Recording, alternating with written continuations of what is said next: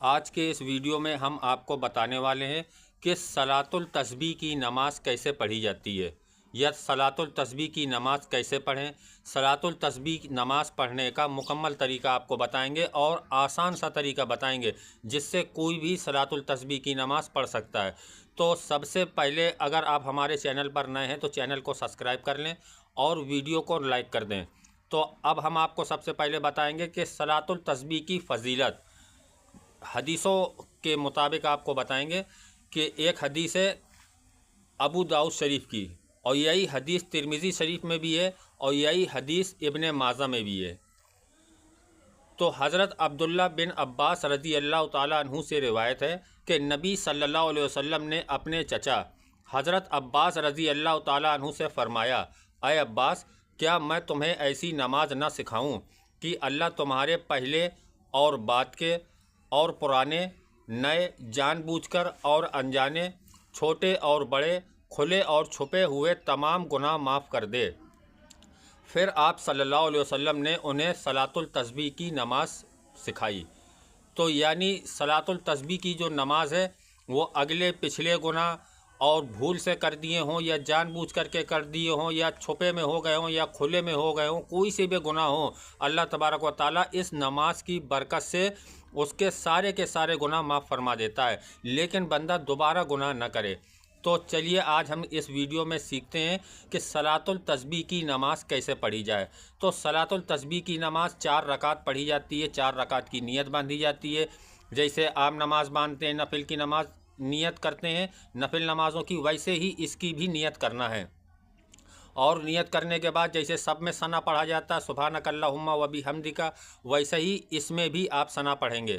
اور ثنا پڑھنے کے بعد 15 مرتبہ آپ کو تیسرا کلمہ پڑھنا ہے، اور ٹوٹل اس نماز میں 4 رکعت میں جو کلمہ تیسرا پڑھا جاتا ہے، تیسرا کلمہ پڑھا جاتا ہے، وہ 300 مرتبہ پڑھا جاتا ہے ٹوٹل 4 رکعت میں۔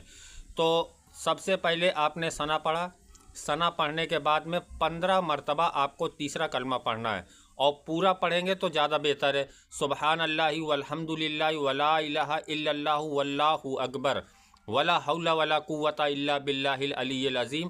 تو پورا کلمہ پڑھیں کہ ثنا پڑھا، ثنا کے بعد آپ نے 15 مرتبہ تیسرا کلمہ پڑھا۔ تیسرا کلمہ پڑھنے کے بعد پھر آپ کو سورہ فاتحہ پڑھنا ہے۔ آپ نے سورہ فاتحہ پڑھ لی، سورہ فاتحہ کے بعد آپ کوئی سورہ ملائے اس میں۔ اب سورہ ملا لیا آپ نے، اب آپ کو رکوع میں جانا ہے۔ تو رکوع میں جانے سے پہلے آپ کو 10 مرتبہ تیسرا کلمہ پڑھنا ہے۔ جب آپ تیسرا کلمہ 10 مرتبہ پڑھ لیں گے پھر آپ رکوع میں جائیں۔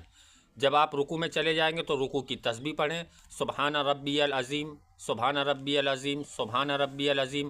پھر اس کے بعد آپ کو پھر 10 مرتبہ تیسرا کلمہ پڑھنا ہے۔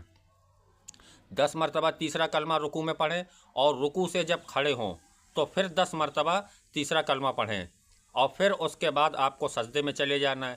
جب سجدے میں جائیں گے تو سجدے کی تسبیح پڑھیں گے، سجدے کی تسبیح پڑھنے کے بعد پھر آپ کو 10 مرتبہ تیسرا کلمہ پڑھنا ہے۔ تیسرا کلمہ پڑھنے کے بعد پھر آپ سجدے سے اٹھیں گے، سجدے سے اٹھیں گے پھر آپ کو 10 مرتبہ تیسرا کلمہ پڑھنا ہے۔ پھر تیسرا کلمہ 10 مرتبہ پڑھنے کے بعد پھر آپ کو سجدے میں جانا ہے، اور جب سجدے میں جائیں گے پھر آپ سجدے کی تسبیح پڑھیں گے۔ سجدے کی تسبیح پڑھنے کے بعد پھر آپ کو 10 مرتبہ پڑھنا ہے تیسرا کلمہ۔ تو اس طریقے سے ایک رکعت ہماری نماز کمپلیٹ ہوئی۔ اب اس ایک رکعت میں جب ہم جوڑیں گے تو وہ 75 مرتبہ ہوتا ہے۔ تیسرا کلمہ ہم نے ایک رکعت میں 75 مرتبہ پڑھا ہے۔ تو اب ہم 4 رکعت اسی طریقے سے پوری 4 رکعت نماز ہم پوری کریں گے، اور جب 4 رکعت ہم پڑھ لیں گے تو ہم نے 300 مرتبہ تیسرا کلمہ پڑھ لیا۔ تو اس طریقے سے ہماری 4 رکعت پوری نماز کمپلیٹ ہو جائے گی، اور کمپلیٹ ہونے کے بعد اور اس نماز کو کہ یہ ایسی نماز ہے کہ اگر آپ زندگی میں بھی ایک بار پڑھیں تو بہتر ہے، اور نہیں مہینے میں پڑھیں، ہفتے میں پڑھیں، روزانہ پڑھیں، جیسے انسان سے بن جائے، لیکن زندگی میں ایک مرتبہ اس نماز کو ضرور پڑھنا چاہیے۔